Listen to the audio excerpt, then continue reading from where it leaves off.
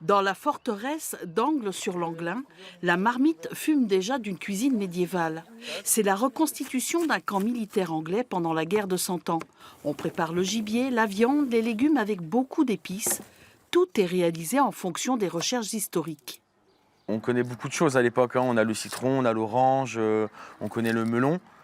Donc il y a beaucoup, le concombre aussi, on mange de la salade.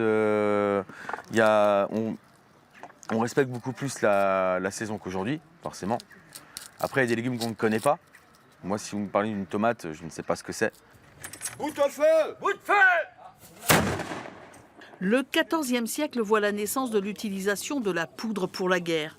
À l'époque, si elle n'était pas très destructrice, les militaires se sont vite aperçus de son potentiel et ont modernisé l'artillerie. Un tiers des soldats à la fin du XVe siècle, ils sont équipés de choses comme ça. Ça coûte pas cher, c'est facile à apprendre à s'en servir. Et dans le pire des cas, vous faites peur aux chevaux. Donc là, c'est une charge de cavalerie, c'est particulièrement efficace, quoi. Entre deux coups de bâton à feu, les visiteurs ont pu s'immerger dans la vie quotidienne d'un camp militaire du XVe siècle.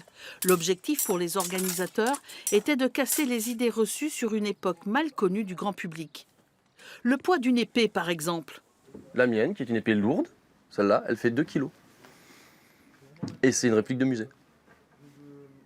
Donc, ouais, ces idées reçues qui sont entièrement fausses, et du coup, les gens se basent sur ces faits qui sont complètement faux, et nous, on est là pour essayer de les corriger. Mon armure, notamment, elle fait que 25 kilos. Quand je suis par terre allongé en armure, je peux me relever très facilement. Buvons à notre campagne.